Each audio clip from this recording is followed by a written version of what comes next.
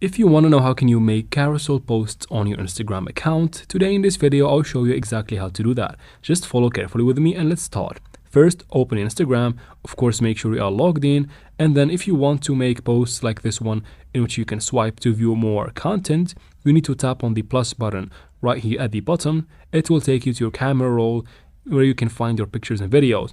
So if you want to choose multiple photos, basically you need to first turn on this toggle right here, or this button, this one right there. Once you tap there, it allows you to choose multiple photos. So go ahead and choose the photos that you want to make a carousel post of. Once you're done, you need to tap on the next button at the top right corner.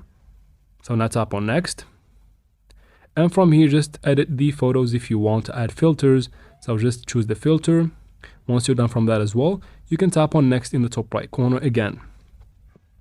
And from this screen, this is the last step. You need to make up your post by adding maybe a caption or something like that, and then tap on share and you should be good to go. And that is it for this video, guys. I hope it was useful. Please like and comment down below. Don't forget to subscribe for future videos like this one, and thank you very much for watching.